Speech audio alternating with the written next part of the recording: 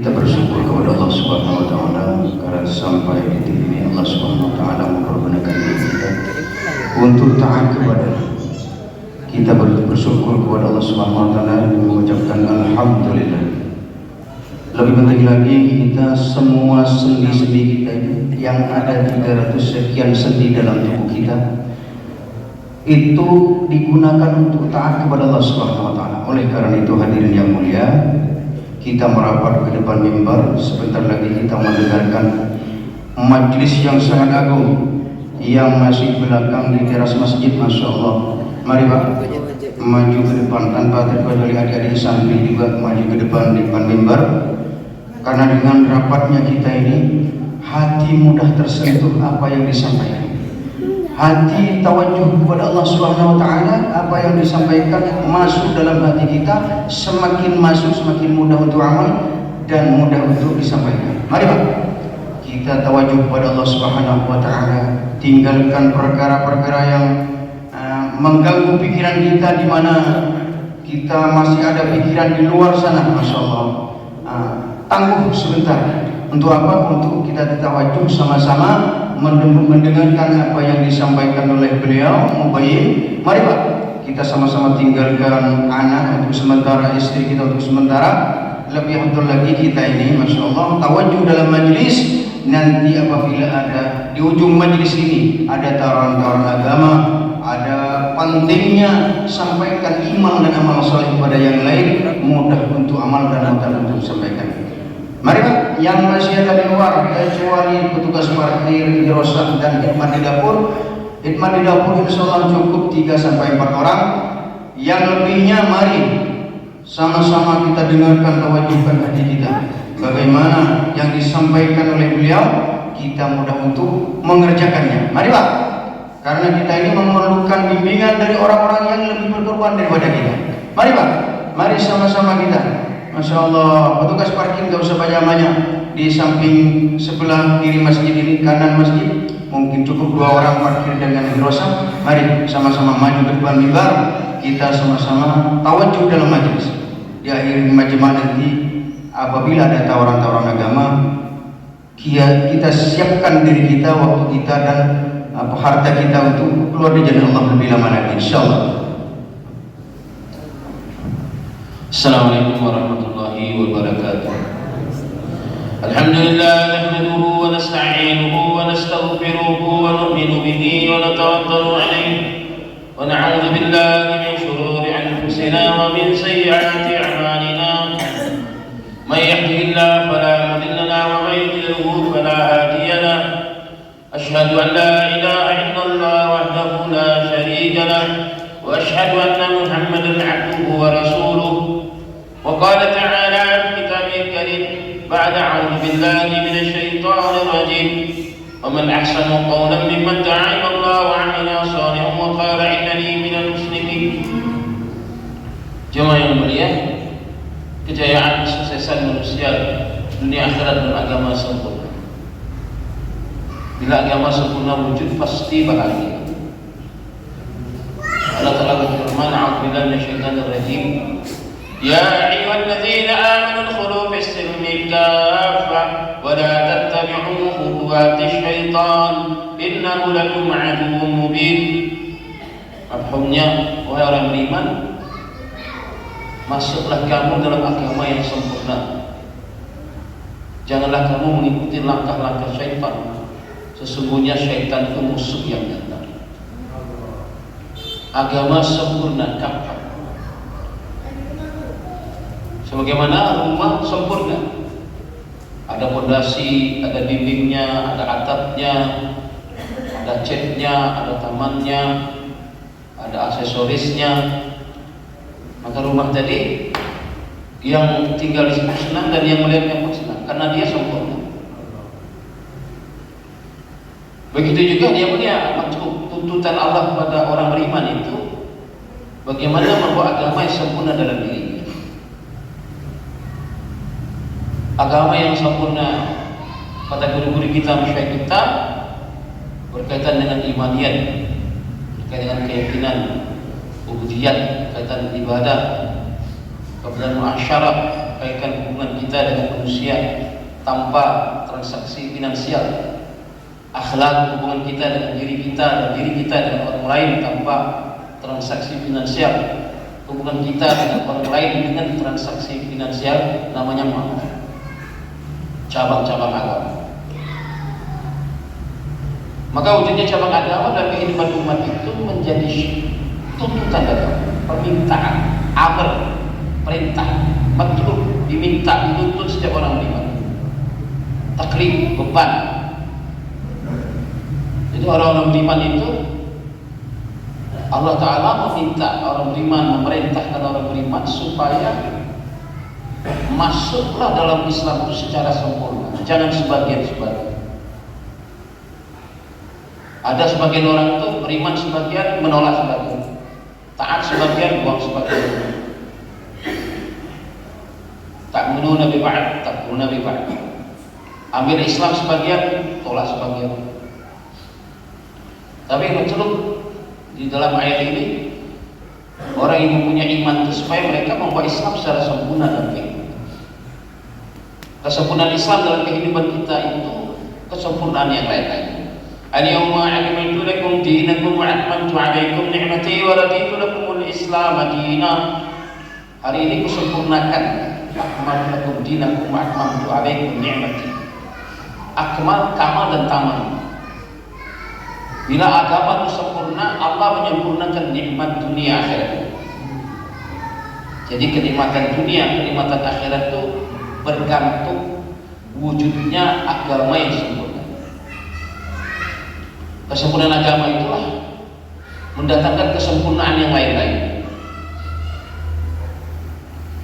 Satu orang lama di Perancis mengatakan, awamir perintah Allah itu berkait-kaitan alam semesta, khairul insan, pada matahari, angin, bintang, air, tanah. Ada awamir Allah tasyrik pada manusia. Kalau awamir perintah Allah, hukum ahkam pada manusia disempurnakan, maka hukum ahkam Allah yang di alam ini sampai kepada manusia. Maka alam semesta ini bergantung amal. Bila amal manusia baik, maka semuanya jadi baik. Keberkahan, kedamaian datang ke kehidupan manusia. Kasih sayang. Alladzina amanu wa 'amilus salihati sayaj'aluhumur rahmanu wadda. Orang beriman dan beramal soleh itu Allah letakkan rasa kasih sayang. Salah satu dimensi kehidupan yang menjadi pilar kehidupan itu kasih sayang, cinta satu dengan lain. Orang yang hidup tanpa cinta dia kehilangan kehidupan. Dan di dalam dunia modern berbagai macam buku ditulis, berbagai macam program dibuat untuk menumbuhkan rasa kasih satu dengan yang lain. Invest banyak uang untuk itu. Bahkan di negara-negara barat itu untuk menumbuhkan kasih sayang di antara warna kulit itu invest banyak uang untuk menumbuhkan kasih dan sayang antar warna kulit. Ternyata tidak. Itu berbentuk rasa kasih sayang di antara manusia. Rasa kasih, rasa sayang itu pilar kehidupan, pilar peradaban. Kenapa? Kata para masyayikh kita, kalau agama mahabbah, rasa kasih, datang yang kedua baik sangka. Setelah baik sangka, kelihatan kebaikan kawan, timbul ta'awun, gotong royong. Jadi masyarakat kuat itu masyarakat gotong royong. Ta'awun, ta'awanu 'alal birri wat taqwa, wa la ta'awanu 'alal birri wal udwan. Ta'awun itu perintah. Ta'awanu 'alal birri wat taqwa, wa la ta'awanu 'alal ismi wal udwan. Bekerja samalah kamu untuk menegakkan kebaikan, jangan bekerja sama untuk membuat dosa dan permusuhan. Ta'awun. Asas masyarakat itu kerjasama. Asas kerjasama baik sangka. Asas baik sangka cinta. Asas cinta itu iman dan amal.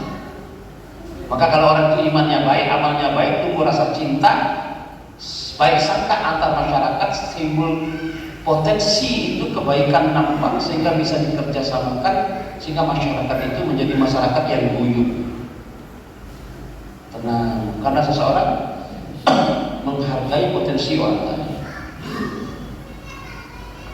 Tapi bila iman dan amal ditinggalkan, maka orang namanya maksiat hawa, mengikuti hawa, keinginan, maksiat, dosa dan maksiat dan hawa menumbuhkan kebencian satu dengan yang lain. Kebencian itu akan membawa sifat buruk sangka. Buruk sangka itu menimbulkan fitnah, ghibah, khilaf, maka timbul friksi masyarakat. Dia ada friksi kelompok, sehingga mereka diadu domba, sehingga hidup tidak nyaman. Jadi Islam ini hebat. Maka untuk membangun masyarakat yang berkasih sayang, masyarakat yang tolong menolong, itu caranya bagaimana? Bawa Islam dalam kehidupan kita. Itu janji Allah. Alladzina amanu wa 'amilus shalihati sayaj'aluhumur rahmanu wudda. Orang yang imannya baik, amalnya baik, asbab iman dan amal itu Allah tumbuhkan rasa kasih, rasa sayang satu dengan yang lain. Di dalam ayat ini kan walau kunta fazzan ghalizal qalbi lan fadu min hawlik law anfaqta ma fil ardi jami'an ma'an kattabaina qulubihim walakin mu'annaba bainahum. Wahai Muhammad, kamu infakkan berjuta-juta dinar untuk menyatukan hati manusia, maka tidak akan pernah hati akan bersatu kecuali kalau Allah menyatukan. Dan Allah punya cara untuk menyatukan orang beriman dengan membawa orang beriman di mana namanya. Maka bila agama wujud dalam kehidupan masyarakat, tumbuh rasa kasih, rasa sayang, baik sangka, ta'awun. Hitam dengan putih, kuning dengan sawo mata, miskin dengan kaya, pejabat dengan rakyat. Rakyat lihat kebaikan pejabat sehingga taat, pejabat lihat keperluan masyarakat sehingga adil. Orang kaya lihat kebaikan orang miskin sehingga infak, orang miskin lihat kebaikan orang kaya sehingga infak. Istighna, tidak berhajat. Ketika orang miskin tidak berhajat pada orang kaya loman pada orang miskin, timbul rasa kasih sayang, ya kan? Ketika raja selalu memperhatikan rakyatnya, rakyat selalu taat pada pemimpinnya, timbul kasih sayang, ta'awun antara rakyat dengan pemerintah, pemerintah dengan rakyatnya, antara intelektual dengan orang awam. Orang awam melihat kebaikan intelektual, intelektual melihat kebaikan orang awam, ta'awun. Dan itu satu-satunya prestasi Islam yang mampu menta'awunkan manusia dari berbagai macam warna kulit, suku, bangsa, dan ras. Bisa dibaca dalam sejarah. Syuaib dari Romi, Bilal dari Habsyah. Syuaib Romi, Romawi. Bilal Habsyah, sahabat Quraisy. Habsyi, Quraisy, Romi, seperti satu bapak satu ini. Mana ada prestasi yang bisa dibaca di dalam sejarah yang mampu menta'awunkan manusia berbeda suku, berbeda warna kulit, berbeda bangsa kecuali Islam. Tidak pernah tertulis dalam sejarah. Hanya Islam. Maka kalau saudara ingin masyarakat bekerja sama, masyarakat taat pada pemerintah, pemerintah sayang masyarakat. Mungkin saya perjelas dengan hadis supaya kita yakin hanya agama bisa menyelesaikan masalah bangsa, negara, dan manusia peradaban di seluruh dunia. Dikatakan kalau manusia ditaat oleh hadis, ana malikul muluk wa qulubul malik biyadi. Maksudnya aku ini rajanya raja-raja dan hatinya raja-raja itu di tanganku. Wa inna ibadah aquni, kalau rakyat pada taat kepadaku, alqaitu qulubahum bil 'abdi wal rahmah. Kalau rakyat pada taat kepadaku, aku letakkan dalam hati raja-raja, pemimpin, ulfat, kasih dan sayang pada rakyat. Lawan ibad asawni, kalau hambaku pada maksiat kepadaku, alqaitu qulubahum bisukhti wan nikmah. Kalau rakyatnya pada maksiat, aku letakkan dalam hati raja-raja itu Sok kejam, nikmat, suka menindas. La tusakhiru anfusakum bidu'ai 'ala al-muluk, walakin sakhiru anfusakum bitaqarrub ilayya akfikum. Jangan kamu sibuk, ada dua penafsir, mengeluhkan raja-raja kepada orang lain atau sibuk mengeluh pada raja. Sibuklah kamu mendekatkan dirimu kepada aku akan jaga kamu dari kejahatan raja-raja.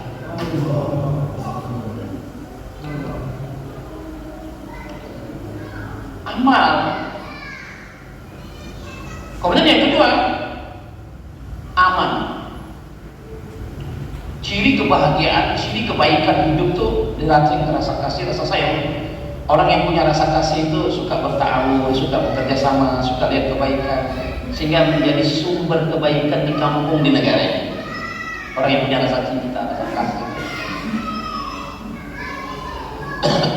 Yang kedua, bahagia itu akan wujud bila ada namanya rasa aman, safety.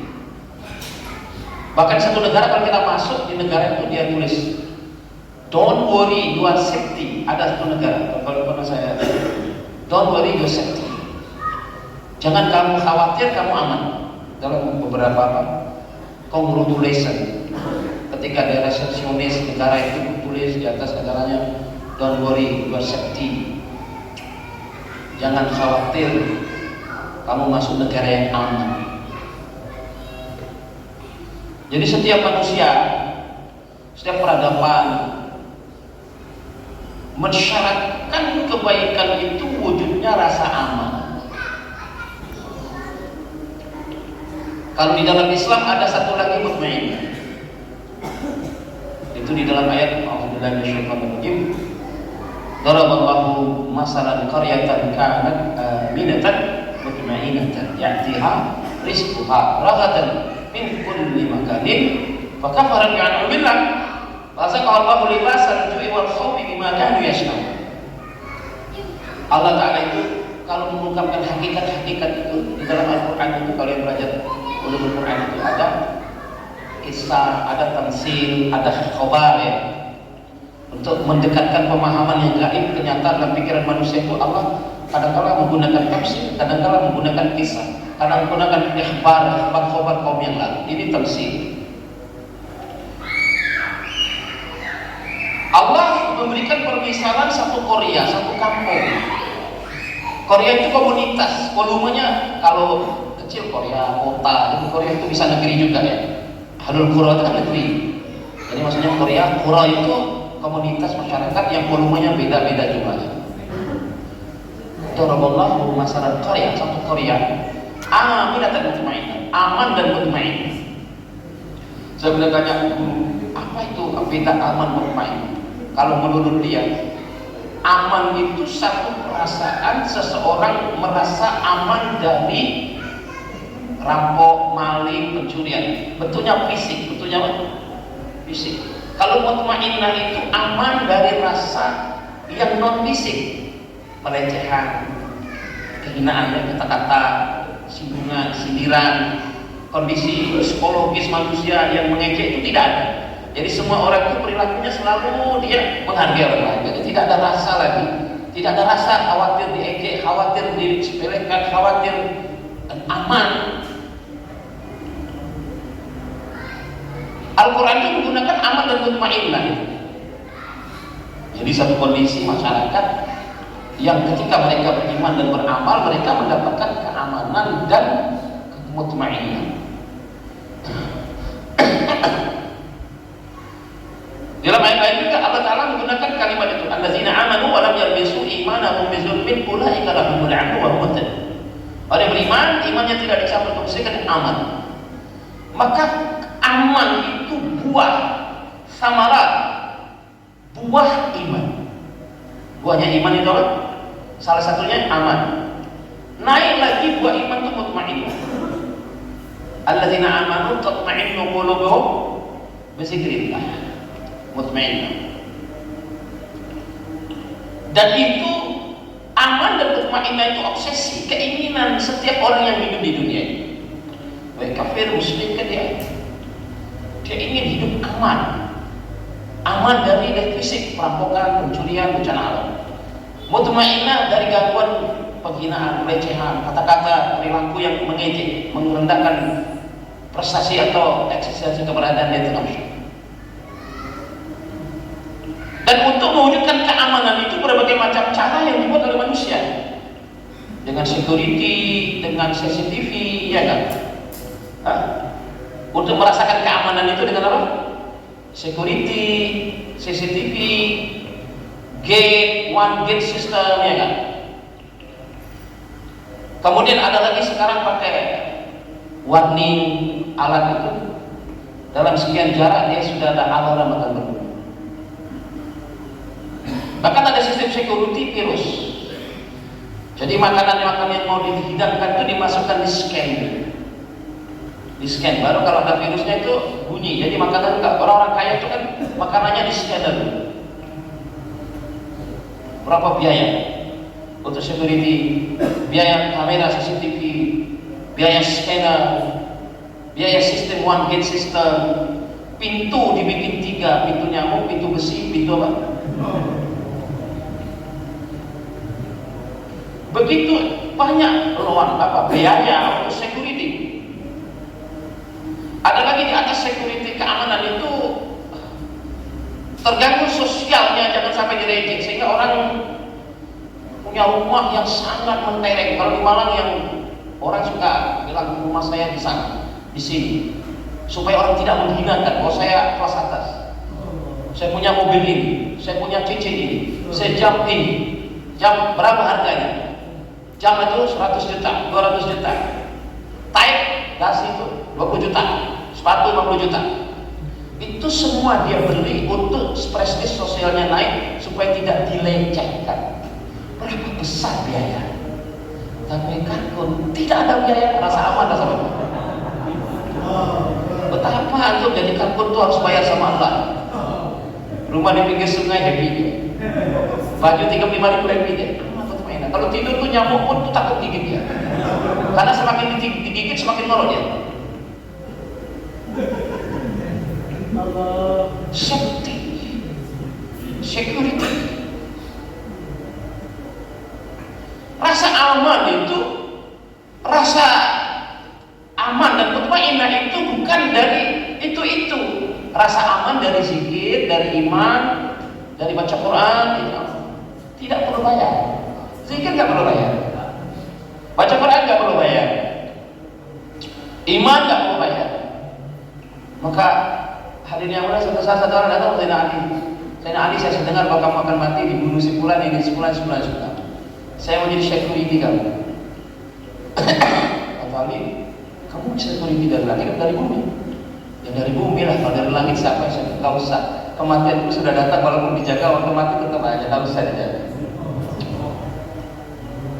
Satu orang ingin membunuh Sayyidina Umar radhiyallahu anhu. Maka waktu dia mau membunuh, dia tanya, mana Amirul Mukminin? Kata orang itu yang tidur di bawah pohon itu Amir. Maka dia mulai ngangkat tombaknya. Maka Sayyidina Umar radhiyallahu anhu buka matanya, langsung jatuh tombaknya. Sahabat kan ada security. Madinah pernah mau diserang oleh kekuatan luar, tapi karena mereka jaga aman, maka Allah jaga Madinah. Untuk membangun security, kapal-kapal perang, alat-alat canggih, alarm, apa? Tapi Karkun nggak pernah bangun-bangun, tidur aja.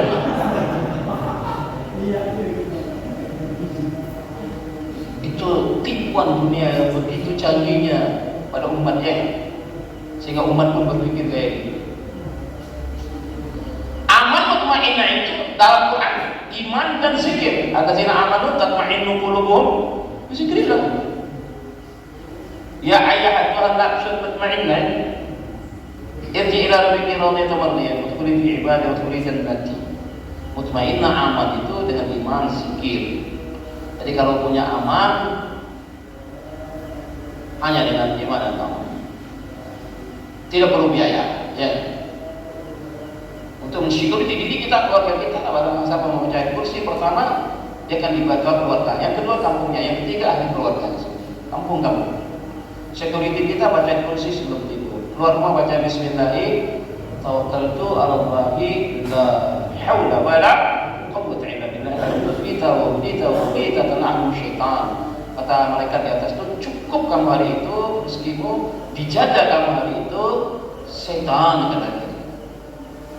Maka untuk membangun security di kampung itu, kita baca kursi, umat dipelajari doa-doa, ya kan? La yadul qada'i illa bi doa, tidak bisa menolak bala kecuali doa-doa. Security system itu yang paling canggih itu security orang Islam, yaitu dengan amalan dan doa. Orang Islam dulu itu dengan amalannya itu, musibah 1 tahun mau datang sudah ada sinyalnya melalui kerohanian mereka. Mana ada musibah setahun bisa dideteksi. Kalau orang dulu itu tahu, Pak, oh setahun lagi akan ada ini, setahun lagi akan ada ini. Bukan ngeramal loh, Pak. Bukan ngeramal itu wattaqu firashatan mu'minin fa'innahu yansuru binurillah. Perhatilah pandang orang beriman karena dia ada dengan nur Allah. Maka orang beriman itu enggak takut dengan ramalan-ramalan BMKG. Enggak takut ramalan-ramalan filosofis. Dia hanya takut kalau tidak dekat dengan Allah. Tidak jaga Allah. Seperti Pak. Kemudian yang ketiga, kebahagiaan yang diobsesi, yang diinginkan, diciptakan setiap orang muslim ataupun kafir. Apa itu Pak? Rasa cukup. Rasa apa? Orang gaji 2,5. Katanya salah satu jemaah kita, bukan masalah gaji Ustaz, kalau akhir bulan itu cicilan yang jadi masalahnya. Kalau gaji Ustaz kayak dewi ya, belum dibayarkan, sudah setor, udah nyalon sendiri tuh. Gaji sudah ke sini, ke ini, cicilan itu. Maka dia punya pikiran nanti naikkan gaji 10 juta. Berapa? Setelah naik gaji 10 juta, ternyata juga nggak selesai, cicilannya tambah besar. Ya rasa cukup, rasa puas, terpenuhi hajat itu ketika seseorang merasa puas. Apa yang ditanya? Merasa puas apa? Saya anak gaji 2,5 juta. Bersyukur, alhamdulillah 2,5 juta. Ada yang gajinya nggak jelas. Ada yang gajinya nggak apa? Alhamdulillah saya guru, sekarang alhamdulillah sertifikasi 7 juta ya. Ada orang tuh nggak jelas, anaknya banyak, gajinya nggak jelas, tapi happy hidupnya cukup aja. Iya Pak? Cuma tanya tukang beca. Saya tanya, Pak berapa gajinya? Nggak jelas, anak berapa? 8 Ustaz. Senang, alhamdulillah. Sementara yang gaji 10 juta waktu cicilan apa dibanding besok turun cicilan. Jadi rasa cukup itu bukan pada jumlah materi, rasa cukup itu karena barokah. Kenapa? Satu saat katanya Pak Puan Zakaria, saya dengar dari syurga kita yang lama hikmah yang berhaji, gajinya 30 P. Ada profesor temannya gajinya 1.300 P. Maka kata profesor, Maulana ini pesantren harus teknologi, harus begini supaya gajinya nanti bisa besar. Kalau cuma Quran hadis gimana Maulana 30 P? Kata Maulana Zakaria 3. Lama-lama temannya profesor datang melihat Maulana Zakaria mandikan, itu 5 orang yang mandikan ini. Yang mandikan apa? 5 orang lagi menyiapkan apa? Ada yang menyiapkan senjata, ada yang menyiapkan obat. Wih, Maulana ini 30 P, yang mandikan 5, yang menyiapkan 5. Berapa gajinya Maulana ini? Lah saya profesor ini gaji pembantu satu ya sulit katanya dia. Hanya Maulana kaya sekali sekarang kok kehidupan Maulana ini. Ada yang menyiapkan putih kukunya, menyiapkan bajunya, nyisir rambutnya, menyiapkan apa senjata, bola. Kata Maulana, ya inilah, nggak kayak kamu enak 1.300 rupiah, saya ini 30 rupiah. Kehidupan 30 rupiah lebih daripada orang yang 1.300 rupiah. Karena baru amal. Nah semua orang ini Pak, semua orang pemakaian itu becak sampai presiden, dari orang awam sampai intelektual, dari orang biasa sampai aristokrat, para bangsawan ingin hidupnya itu cukup, ya Pak? Ingin hidupnya apa? Cukup. Cukup itu bukan dari banyaknya gaji, cukup itu karena tawakal. Wa may tawakkal 'ala Allah hasbuh. Walau anna ahlal qura amanu wa taqaw la fatahna 'alaihim barakatin minas sama'i wal ardh. Abu Hurairah radhiyallahu anhu lapar sekali. Ketemu Nabi SAW, ada satu ceret air. Kata Rasulullah, Abu Hurairah, bagikan asal supa, nanti kami minum, saya minum. Secara naluri Abu Hurairah bilang, wah asal supa sebanyak itu kalau diminumkan kan habis. Tapi dia menafikan perasaannya, dia ikut benar apa kata apa? Rasulullah SAW dibagikan, diminum. Rasulullah minum, Abu Hurairah minum, Rasulullah minum, sampai kata Rasulullah minum, Abu Hurairah. Kata Abu Hurairah, aku tidak mampu minum lagi. Air susu tadi itu belum lagi berkurang. Barokat itu dalam ketaatan kepada Rasul, dalam iman. Nah, jadi kalau kita ingin hidup cukup itu bukan tambah kerjaan, tambah gaji, bukan tambah bisnis, tambah tawakalnya, tambah zikirnya. Kalau sampai tawakalnya kurang, zikirnya kurang, tambah gaji, tambah banyak utangnya nanti. Wes percaya ngaku, percaya kan utangnya karena kurang 2,5 jam. 3 hari gak ngelakoni, 42 hari aku mana? Itu apa? Kan utangnya bujurnya mulai ngamuk. Wes dulu Mas Tulo, sekarang sudah mau marah-marah top isinya. Kenapa? Karena tawakalnya kurang. Terlalu banyak bisnisnya. Boleh bisnis, tapi jangan sampai melupakan amal ya. Nah, jadi kecukupan itu dalam iman dan amal. Orang itu kalau dicukupi Allah, diberkati Allah, maka waktu yang sedikit, harta yang sedikit bisa mencukupi keperluan dia dan juga mencukupi keperluan orang banyak. Rasulullah karena tawakal pada Allah, karena berkah, air susu tidak hanya pada Rasul, kepada orang satu masjid. Orang yang barokah Pak, tidak hanya menerima pada dirinya, manfaat orang banyak. Padahal duitnya kurang, tapi orang kalau banyak duit, kalau nggak barokah, jangankan manfaat orang lain, dia sendiri nggak dapat manfaat dari harganya. Jadi ini zihin mau dibentuk bahwa kecukupan itu bukan dengan duit, bukan tambah bisnis, bukan S1 jadi S2, boleh, tapi jangan dikaitkan dengan duit itu. Mau S1 S2 silahkan, tapi nggak ada kaitan dengan rezeki. Orang S2 rezekinya tambah, boten. Katanya itu kayak 1 galon tuh Pak ya, rezeki sampai 1 galon. Walaupun sampai kasih 4 keran, tetap 1 galon itu Pak. Malah tambah capek kan. Jadi rasa cukup. Orang bahagia ada rasa aman, ada rasa cinta, ada rasa cukup. Banyak sekali Pak, kalau dibahas sampai besok nggak selesai. Dan itu semua dalam agama. Maka bagaimana agama itu solusi? Ada satu lagi yang mengkhawatirkan manusia, di samping kekurangan ekonomi, rezeki, ketakutan dengan perang teknologi, segala macam bencana alam, ada lagi ketakutan pada penyakit. Ketakutan pada apa? Penyakit, sehingga sekarang begini itu supaya nggak sakit. Ternyata semakin dibikin semakin banyak penyakit. Penyakit itu makhluk Pak. Kalau amal kita baik, Allah jauhkan dari penyakit. Jadi penyakit itu salah satu sebabnya maksiat dan dosa. Saya dengar guru-guru kita, banyaknya maksiat dan dosa itu timbulnya penyakit yang tidak jelas nama-namanya. Jadi katanya dalam hadis itu bila banyaknya dosa dan maksiat akan timbul penyakit yang belum ada sebelumnya dan namanya itu aneh-aneh. Coba lihat virusnya aneh-aneh Pak ya. Inilah nanti ada lagi namanya itu aneh-aneh. Karena dosa Pak. Kenapa? Maka kita iman perbaiki, nanti Allah jaga kita dari penyakit. Jaga keluarga kita, jaga masyarakat kita, negeri kita, hanya dengan iman dan amal soleh. Satu-satunya solusi mendapatkan kebahagiaan dan menolak apa yang kita takutkan hanya iman dan amal.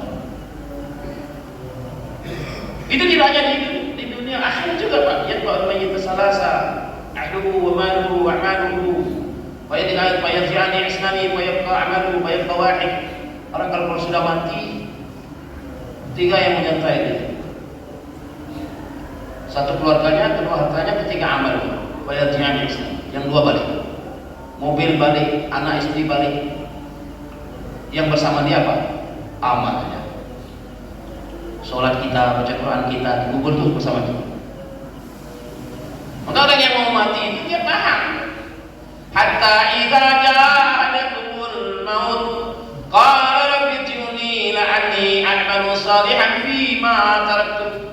Ketika inkasyafa dibuka hijab tadi, amal datang, sholat datang, Quran datang, zikir datang, ta'lim datang, umroh datang, baru dia paham ternyata teman yang paling baik amal, anak istri yang saya sayang enggak ada.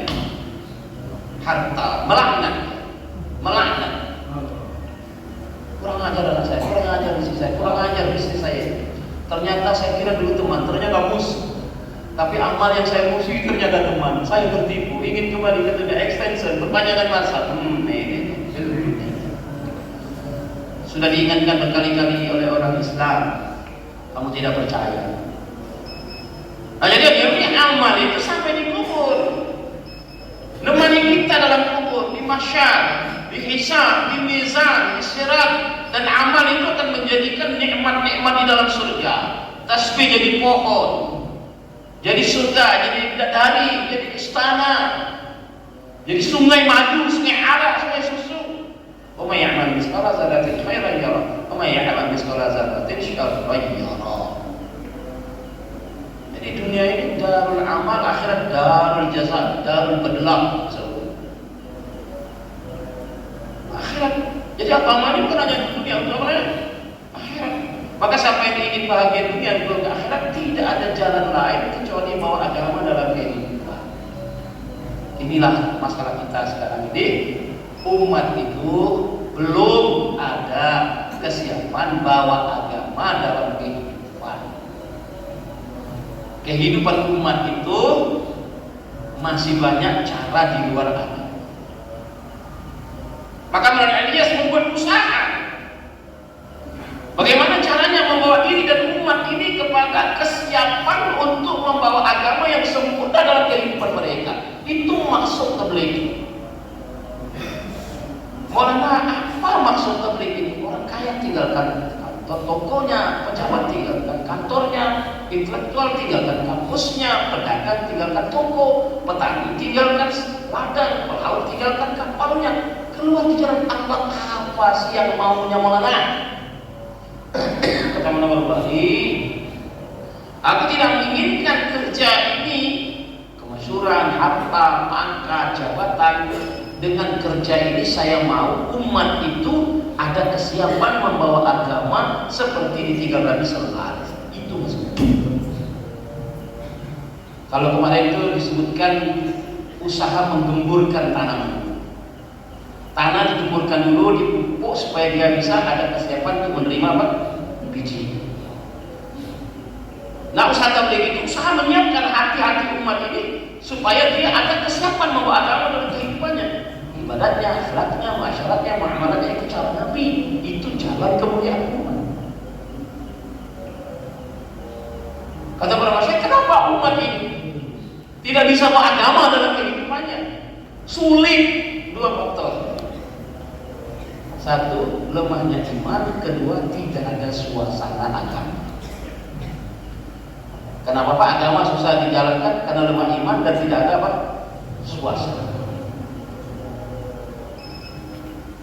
Maka perlu dibuat usaha pada umat ini untuk menaikkan imannya, membuat mahol, membuat suasana agama di mana-mana supaya orang itu mudah amal agama, mudah menerima agama.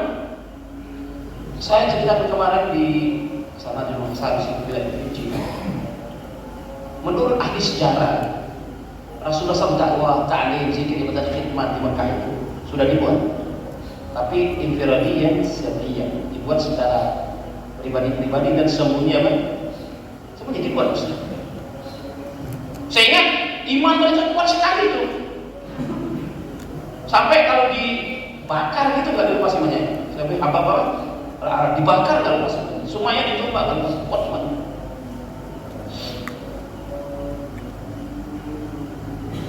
Orang ada seorang sahabat tuh mau hijrah ya, dilepas diambil hartanya, batunya, dia rela karena kuatnya. Tapi karena bapak 13 tahun itu penambahan iman dan itu hanya 300 orang. Tapi ketika hijrah ke Madinah, dakwah, ta'lim, zikir, ibadah, khidmat tadi zihriyan, istimaiyah, secara terang-terangan dan kolektif. 300 itu 2 tahun berikutnya, Uhud ya, itu 1000 ya. 2 tahun. Setelah itu 2 tahun lagi berarti 4 itu. Ahzab itu 4000 dia. Berarti berapa tahun? 2 tahun, 4 tahun ya. Ahzab kan 4 ini. Uhud 2 apa? Ya 1000, 4000. Nanti butuh Mekah itu 5 Hijriah. 5 Hijriah atau 6 itu. Itu berapa? 5000 sampai 6000. Dari 300 dalam 6 tahun jadi 6000, berapa ribu persen itu? Setelah itu ada yang mulia, setelah hijrah Hajatul Wida itu kan tahun ke-10 ya, setelah ke-11 itu 124.000. Kenapa jumlah orang Islam itu tadi bisa cepat berkembang? Karena mahal agama di Madinah 24 jam. Jadi Masjid Nabawi itu 24 jam. Sahabat separuh siang di masjid, separuh siang tempat kerja, satu malam di masjid, sehingga mahal agama itu ada tiap pojok-pojok rumah, tiap pojok rumah baca Quran, tiap pojok rumah zikir, tiap pojok rumah ta'lim, tiap pojok rumah hikmat. Mahal Madinah itu, sehingga orang masuk kota Madinah, hindun yang begitu keras melihat suasana kota Mekah, kota Madinah tadi itu musuh Islam. Orang masuk mau membunuh orang Islam masuk kota Madinah, musuh Islam.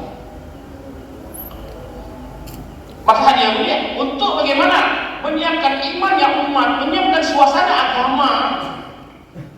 Maka usaha inilah hadiah mulia, usaha takwil ini bila wujud di masjid kita akan ada iman yang kuat, suasananya kan mahal kan?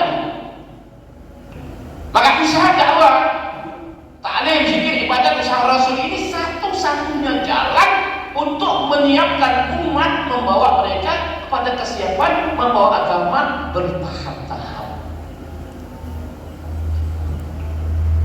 Satu orang dari Switzerland, negeri yang full kafir, tapi bisa menjaga agamanya karena suasana.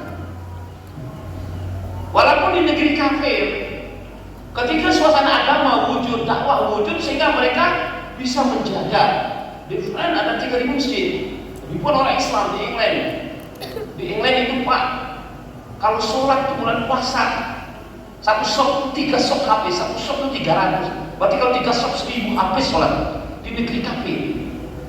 Tapi kalau tidak ada suasana, walaupun orang Islam, bapaknya Islam, kampung Islam tidak ada suasana, mereka berhutang. Ini usaha luar biasa. Maka hadiahnya bagaimana usaha ini? Usaha yang mana?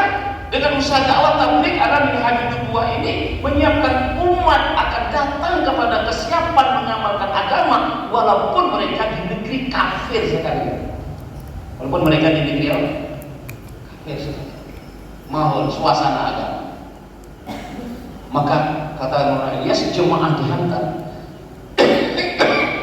4 bulan, 4 hari, 7 bulan, setahun itu untuk mewujudkan suasana agama di seluruh dunia melalui amal masjid-masjid.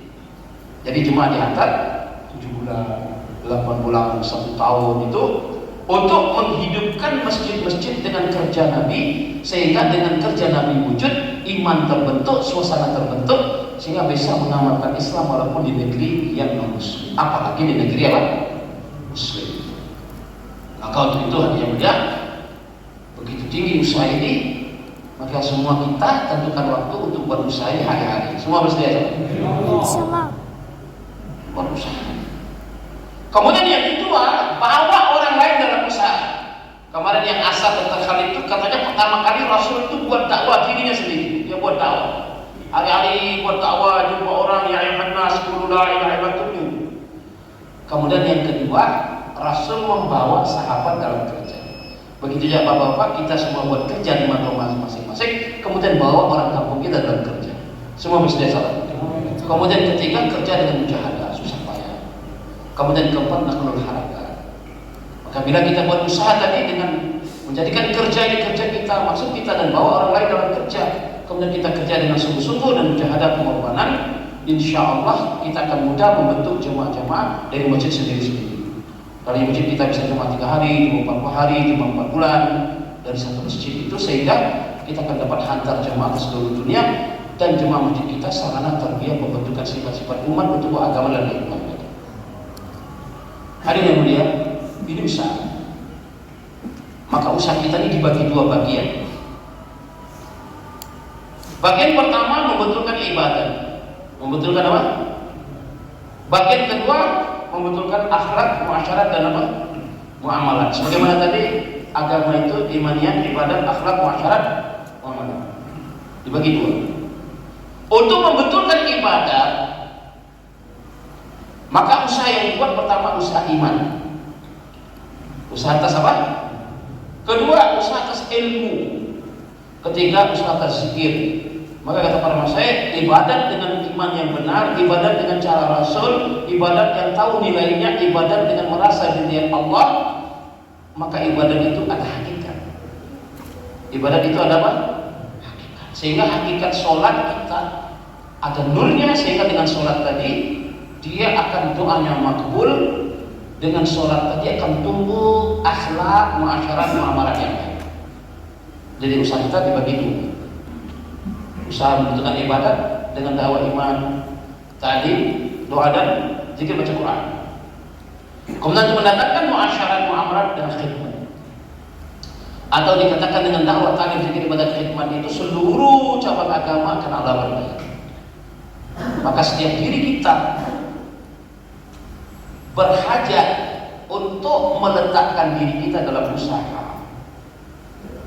Merasa bahwa usaha dakwah ini saya perlu, karena dengan saya meletakkan diri dalam kerja Nabi SAW, Allah akan perbaiki ibadat saya, Allah akan perbaiki akhlak saya, Allah akan perbaiki akhlak saya, Allah perbaiki dunia saya, Allah akan perbaiki akhirat saya. Sehingga sebanyak mana seorang punya keyakinan, sebanyak itu dia buat kerja.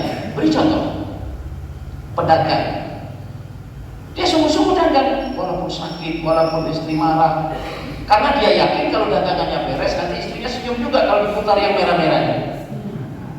Marah istri kita, tapi kalau bawa merah-merah 10 lembar gini-gini langsung senyum, beres. Pejabat ya. Nah, cantik itu harus yakin, kalau saya buat usaha dengan betul, dengan pengorbanan, Allah akan bereskan semua urusan anak istri saya dengan kerja.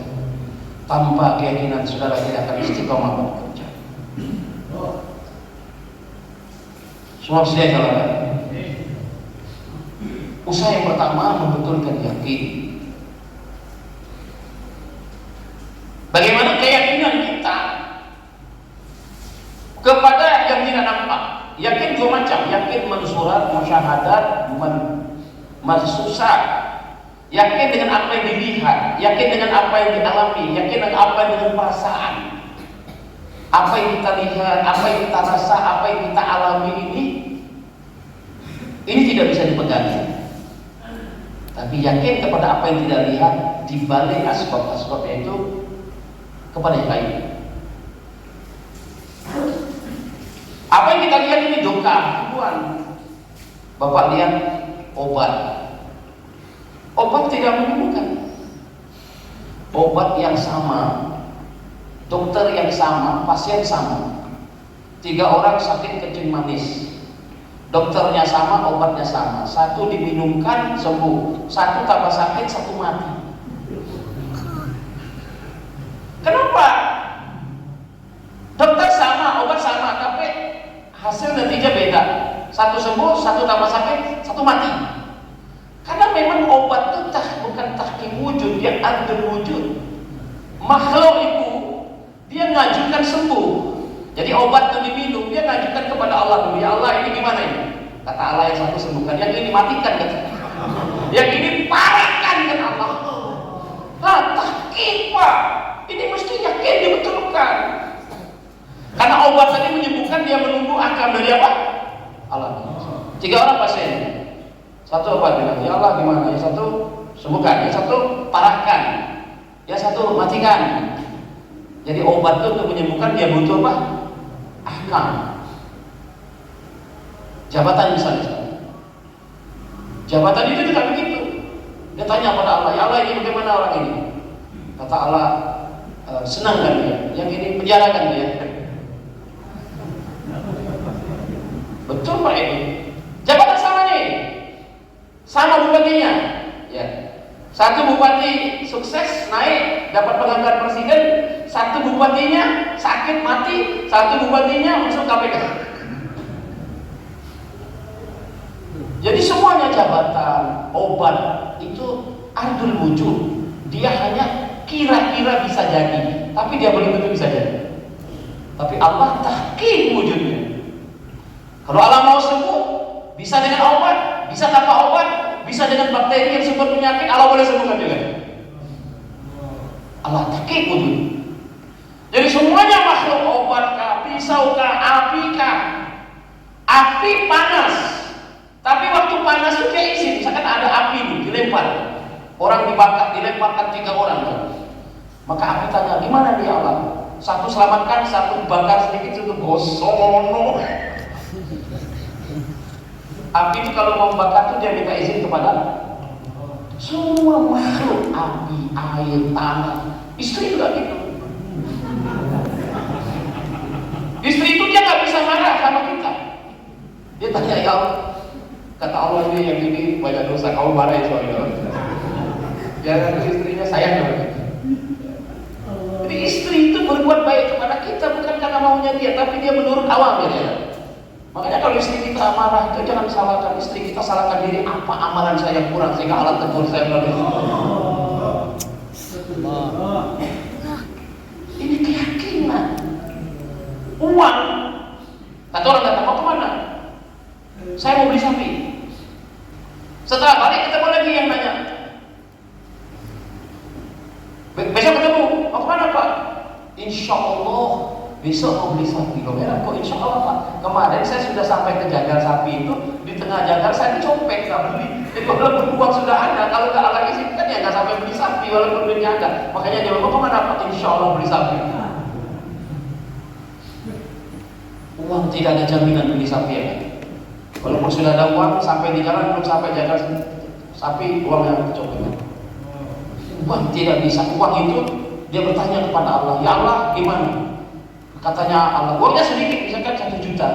Tapi kata Allah, cukupkan dia, dia terkasa banyak. Oh, dia berlaku sama Allah. Uang 10 juta, kata Allah, jangan cukupkan, jangan terkawal, biar habis. Uang itu dia mencukupi sesuatu, izin kepada obat untuk menyembuhkan, izin kepada istri untuk sayang kepada kita, izin kepada. Walaupun kalau amal kita baik, istri walaupun marah, sayang aja di pandangan mata ini. Istri makhluk, uang makhluk, obat makhluk. Bukan ditinggal makhluknya, keyakinannya pada makhluk. Bukan suruh tinggal berobat, tidak, ini bab baik. Bab apa? Bab baik. Bab yakin dengan bab amal. Bukan berarti kalau api panas masuk nyemplung gitu. Istri ini Allah yang apa buat dia terus langsung guys, tidak apa-apa, insya Allah buat. Tidak begitu. Maksudnya ini bab yakin, bab apa? Bab yakin. Kita jangan yakin dengan uang, jangan yakin dengan jabatan, jangan yakin dengan istri. Ada satu orang, Ustaz istri saya tuh galak kayak serigala. Kamu itu ngomong kamu itu, coba kita kesana. Waktu kita datang malah istrinya senyum itu bikin kita, kamu sangka yang gitu, jadi benar-benar begitu. Jadi istri itu menurut prasangka suaminya. Kalau kita nggak buat suami saya baik, istri saya baik, masya Allah, apa aja istri itu? La ilaha illallah. Keyakinan kepada Allah bukan pada yang nampak. Selama keyakinan yang nampak masih ada di dalam hati kita, keyakinan pada Allah tidak akan datang. Tangan saya kecil masih besar. Kalau tangan taruh di mata, maka mesti jadi kecil. Begitulah. Kalau keyakinan selain Allah ada di dalam hati, keagungan Allah tidak masuk. Maka menggeser ini keyakinan dengan menafikan makhluk, memasukkan dengan mengisbatkan Allah. Nafi isbat, Nafi mengeluarkan, isbat memasukkan. Maka untuk memasukkannya itu Nafi isbat itu minimal setiap hari 2 jam setengah. Atau dengan kata lain 25 majelis. Insyaallah ya. Hari-hari. Kemudian yang kedua kita mendengarkan. Kalau coba lihat di Pakistan itu Pak, walaupun kita bahasa Indonesia dia dengarkan, walaupun bahasa Cina dia dengarkan, sampai dia kata dakwah saya, maka dia dakwah bahasa Cina dia dengarkan. Maka kita itu juga sering suka mendengarkan orang bicara-bicara itu, walaupun orang baru kita dengarkan. Kadang-kadang omongan orang baru itu lebih ikhlas dari orang lama ya. Kalau orang baru dia ngomong sak maunya aja, belum ada beban siapa di depannya lama, tok. Kalau orang lama betul tersinggung. Jadi masih ada mikir bahasa. Saya sering dengan orang baru. Dengan bayar, masya Allah dia betul-betul ikhlas, tidak ada lagi perasaan loh. Maka kita perlu dengan bayar orang baru, karena ada orang-orang baru bayar, belum ada beban-beban historis kalau ngomong itu. Kalau kita melihat orang lama, waduh ada beban historis itu, saya coba ngomong sih terlalu ini lagu, akhirnya di pola-pola omongannya itu, akhirnya nggak kesan. Orang baca juga, ikhlas tuh, ikhlas.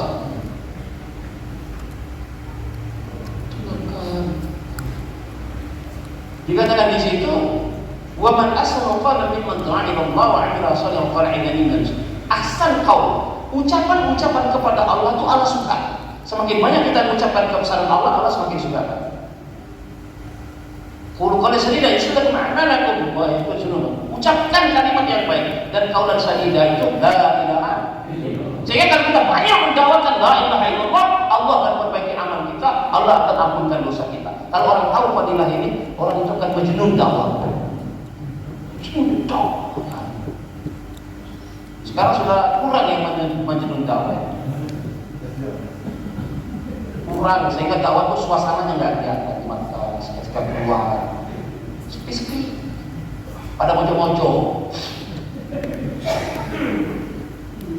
Jadi dakwah itu katanya Haji Abdul Wahab, dakwah itu jalan yang paling cepat untuk membawa hati kita dan hati umat ini kepada Allah. Dengan zikir kita dekat dengan Allah, dengan baca Quran apa? Dekat dengan Allah, dengan khidmat dekat. Tetapi jalan yang paling cepat untuk membawa hati kita dan hati manusia menceritakan kebesaran Allah di dalam hati manusia. Yang kedua, mendengar Pak. Alladzina yastami'una al-qawla wa yattabi'una ahsana ulaika hum hadahumullah. Kata Nabi Ibrahim, mendengar itu pintu hidayah.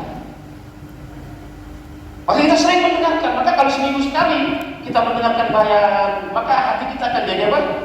Benar. Seminggu sekali dengan bayan markas, siapapun yang bayan, orang baru, orang lama. Kadang-kadang lisan itu Allah jadikan asal hidayahnya orang baru, iya kan? Kadang-kadang asal orang lama, Allah boleh pilih asbab hidayah dari lisan siapa yang kita tidak tahu. Kapan itu saya ada didatangi pengamen, saya ajak minum. Setelah minum makan gak mau. Setelah itu ceramah bebas setengah jam. Ini luar biasa. Yang dia ceramahkan itu saya tahu itu tinggi. Artinya ucapan itu gambaran kerohanian ya. Ucapan itu gambaran apa? Orang apa yang diucap itu apa di hatinya. Jadi saya ini orang masya Allah pengamen bisa ilmu kayak begini. Dia cerita tentang banyak hal tentang iman. Jadi kadang-kadang Allah mengisahkan hati kita itu dengan ucapan orang baru. Kenapa? Karena dia caranya ikhlas. Maka kita suka dengar. Katanya itu orang lama itu mujahadahnya kalau dengarkan bayar orang baru. Aduh, apa yang dia omong tadi? Tapi kadang-kadang apa yang dia omong itu kalau kita renungi benar ya. Nafsu kita aja yang nolak. Maka kami beri nasihat itu yang banyak bicara-bicara di mimbar itu coba dulu dengarkan omongan orang. Suruh dengar kuping latihan kita. Kalau bisa dengarkan orang yang marah-marah itu. Kalau kuping kita ini sudah biasa dengar, itu kan masuk dalam hati. Makanya kemarin katanya di 2 jam setengah itu salah satunya setelah kita jumpa 2 rumah 3 rumah ziarah kepada orang yang punya profesi yang masih belum paham supaya kita dapat dengar marahnya dia. Wah, pikiran mau saya gimana? Sampai 2 jam setengah di orang kampung yang masih belum senang tabligh itu ini 2 jam setengah ini. Kalau itu sampai belajar dengar, kalau yang lain belajar ngomong dia. Apa yang tabligh? Ninggal anak, ninggal istri, merosot Islam masa depan, apa ini? Wah, kalau hati sampai nggak marah, nggak emosi, berarti sampai sudah masuk hakikat iman. Kalau belum, datang yang lebih parah lagi dari itu. Betul Pak.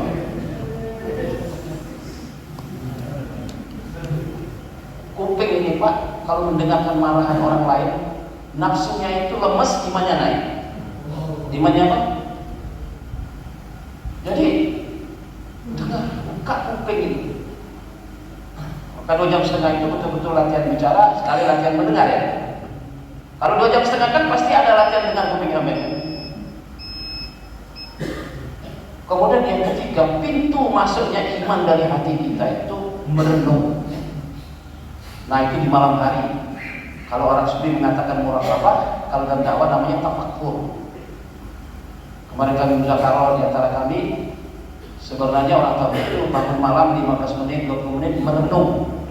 Apa yang diucap tadi, apa yang didengar tadi, ada belum dalam hati? Kebesaran Allah yang kita dengar, kebesaran Allah yang kita ucap tadi, lihat ada belum dalam hati? Kalau belum menangis, kalau belum apa? Kalau ada bersyukur, ya Allah, aku ucap kebesaranmu, aku dengar kebesaranmu berkali-kali, tapi belum lagi masuk ya ke dalam hatiku, masih makhluk yang ada. Keluarkan makhluk di hatiku, masukkan di kebesaran. Katanya itu kebesaran makhluk di hati itu gak bisa kita keluarkan. Dia akan keluar kalau dikeluarkan oleh Allah melalui doa-doa. Ya Allah, keluarkanlah kebesaran makhluk, kebesaran harta, kebesaran jabatan, kesan makhluk dari hatiku, masukkan kesan hatiku pada kudratmu, pada akhiratmu. Semua bersedia salat. Siang hari dakwah, mendengarkan dakwah, malam hari menangis. Tafakkur, insya Allah itu suatu masa Allah keluarkan kebesaran malu dari hati. Kemudian Allah tampakkan rahasia tentang dirinya, sehingga katanya kalau hati itu sudah dibuka tentang Allah, hati itu tunduk, taat, cinta. Kalau perintah Allah itu tampak manis. Baca Quran jadi apa? Manis. Kalau kita membaca Quran seolah-olah Allah mendengar bacaan kita ya. Kalau kita bersikir kita merasa Allah melihat kita. Kalau kita infak kita merasa Allah akan kembalikan lebih banyak ya. Jadi infak ataupun miskin, zikir, tawajuh. Kalau tabligh itu dia akan ada. Maka begitu dia semua bersedia salat. Dimana kita buat usaha ini kan usaha mudah sekali, ringan Pak. Orang kaya bisa, orang miskin bisa, senang. Kemarin salah satu surah kita bicara ciri kemudian dalam tabligh itu 3. 1 dia buat kerja happy terus katanya. Itu jadi orang kemudian. Kedua hidupnya sederhana ketika istimewa itu. Maka dakwah itu harus senang. Kalau sampai susah orang bagaimana mau ikut? Lah sampai susah, aku ikut tambah susah aku susah, kesusahan itu diangkat. Senang, senyum, salah Pak ya? Basaman bin nahari wa bekaan bin laili. Karkon itu senyum walaupun gak ada duit. Karkon itu senyum walaupun dicakar bojo dari omah itu. Gimana saya? Alhamdulillah pada hari itu dicakar bojo dari omah. Tapi dia masih bisa menyembunyikan kesedihan hati. Allah saya ono kok waktu ini karo itu. Ya kan karo. Senyum. Penderitaan dalam hati jangan kita cerita pada makhluk salah. Kalau yang susah-susah itu ceritanya di malam hari. Yang siang hari senyum, salam, sapa, ya kan? Assalamualaikum, apa kabar? Baik, sehat. Senang kita beli. Karena mudah. Coba setiap hari cuma 2 jam setengah, masih 22 jam, ya kan? Tiap bulan cuma 3 hari, masih 27 hari. Setiap tahun cuma 40 hari. Jadi sebenarnya orang tabligh itu banyak di rumahnya daripada keluar, cuma kelihatan aja Pak. Dan kadang-kadang orang yang tidak tabligh itu banyak keluarnya daripada di rumahnya. Coba tanyakan. Mudah pada tabligh, mudah banget. Dan kalau bicara tidak harus pakai Quran hadis Pak. Bahkan kata Mas itu kalau bukan alim jangan baca Quran baca hadis. Kalau bicara Allah itu yang mudah. Lihat Pak kelapa itu Pak ya, Masya Allah. Kalau kita buka ada airnya. Dari mana yang nyuntik itu Pak ya? Mana juga kuasanya Allah Pak. Dari semangka. Ada merah, ada kuning.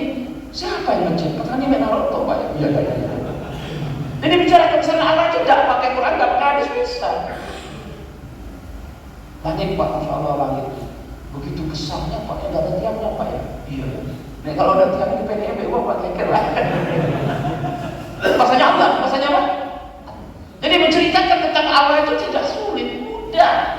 Makanya dakwah itu mudah, bicaranya mudah, tapi hasilnya itu besar. Dakwah itu mudah sekali Pak, saya nggak boleh buat. Kalau cuma bicara semangka merah, itu kan mudah. Orang yang becak bisa kan? intelektual apalagi 2 jam setengah mudah. Itu pun 2 jam setengah itu volume. Boleh 5 menit ya kan? Boleh apa? 10 menit bisa. Kau boleh dengan wujud tapi ya tidak tahu. Apa saja ya boleh. Kalau 2 jam setengah 5 menit boleh. 2 jam setengah tidur boleh. Boleh. Yang penting di masjid lah tidur. Karena kalau ke masjid itu sudah arah-arah sekarang. Tapi itu maksudnya meluangkan masa ya. Nah, tapi masa kita mendaki tarbiyah kita sekarang ini pada level yang paling bawah. Itulah itu buat aja. Semua orang kan, target kita, semua orang Islam itu level yang bawah tarbiyah untuk menyiapkan dia supaya dia ada istiqamah kesiapan untuk membawa agama dalam kehidupan. Maka itu Jumat dihantar, Zakara dibuat. Maka waktu itu dia melihat kita mau tashkil saudara, siapa yang belum pernah 4 bulan sudah 40 hari 2 kali 3 kali atau 3 hari sudah 5 kali boleh angkat tangan 4 bulan Pak. Insyaallah ini tahap pertama tarbiyah, tangga pertama. Seumur hidup 4 bulan itu tangga pertama. Bagi yang sudah 5 hari 3 hari 5 kali atau 40 hari boleh Pak. Niat 4 bulan insyaallah Pak. Nah, boleh Pak. Kita pakai istimewa Pakistan ini tanggal 3 4 5. Kemudian setelah itu 10 11 12 ke Pakistan 4 bulan ke negeri jauh 4 bulan dalam negeri 4 bulan Pak 40 hari boleh berdiri Pak insyaallah kita bentuk jemaah. Mari Pak masyaallah. Bismillahirrahmanirrahim. Kita bangun angkat kaki kita lalu dicatat nama kita. Dicatat nama, masya Allah. Kemudian menabung. Kemudian musyawarah dengan keluarga kita. Mari Pak. Yang belum 4 bulan catat namanya 4 bulan. Yang belum ke negara Pakistan, masya Allah, India dan Bangladesh dicatat namanya belakang. Mari Pak. Yang hadir istimewa November ini, masya Allah. Mari Pak. Mari catat namanya. Yang mau jalan kaki juga, masya Allah. Kita targetnya ini keluar pulau, masya Allah. Kita malu kepada orang-orang Papua kemarin Pak. Saya nusroh 1 hari malu karena kami Jember ini ditarget keluar ke Papua sana jalan kaki sama mereka. Mari Pak, angkat kakinya, catat namanya Pak, masya Allah. Mari Pak, dengan sukarela, dengan hati yang ikhlas. Nah, setelah catat nama, musyawarah dengan ahli keluarga, kemudian dengan orang-orang mahalah kita. Mari Pak, masya Allah. Bismillah, angkat kaki kita, catat nama, masya Allah. Mari Pak, mari, masya Allah. Yang sudah 40 hari berapa kali? Baik santri yang besar juga, masya Allah. Sudah waktunya mungkin 4 bulan, masya Allah. Juga kiainya santri, masya Allah. Boleh Pak, masya Allah. Bismillah, catat namanya, masya Allah. Mari Pak insyaallah Pak catat dulu. Mungkin keluarnya nih 2 bulan lagi, 3 bulan lagi tak apa-apa. Boleh. Kita masuk ke catat nama dulu. Yang 40 hari November ini, ada yang Desember November, catat namanya dulu. Ini jamaahnya masya Allah Pak Hashim 40 hari November. Allah. Mari. Jamaahnya Pak Yasin juga Desember. Mari catat namanya. Ini Bapak Yasin sendiri mau keluar Masdurah ini. Masya Allah ke Pakistan insya Allah. Jadi yang kemarin bersama Pak Yasin catat namanya. Mari Pak.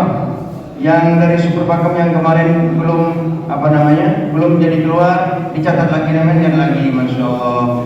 Ala Kosilo juga, ini baru 1 orang yang keluar, 2 orang, 3 orang. Kemarin catatnya 1 jamaah. 1 jamaah itu minimal 7 orang, ini kurang 4 orang yang belum keluar di jenama. Mari Pak, masya Allah. Jamaah saya November. Kalau nggak berangkat ke Pakistan 40 hari bersama saya. Mari Pak, masya Allah. Coba catat namanya. Masya Allah. Mari Pak. Insyaallah Pak, semua muslim insyaallah Pak ya. Kita jaga amal-amal kita Pak ya. Amal kami kita di amal ya Pak. Baca Quran 7 juzuk, zikir pagi, zikir petang, tahajud minimal 2 rakaat. Duha 2 rakaat. Ya.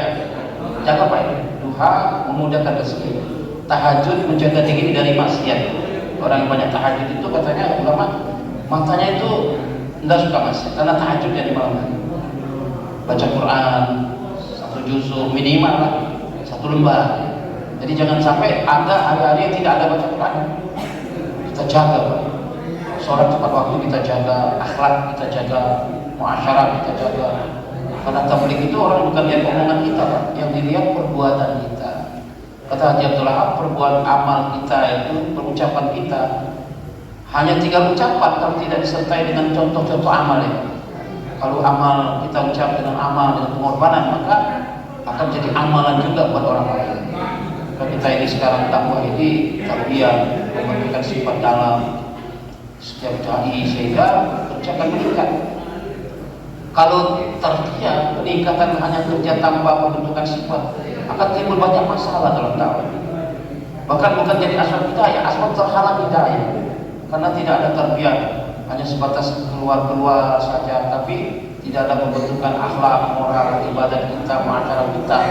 Sehingga tabligh itu jadi semacam penghambat di masyarakatnya. Tapi kalau kita bekerja, kita perbaiki ibadah, akhlak, amalan, orang itu simpati sama kita. Karena orang melihat itu perbuatan, belum lihat apa?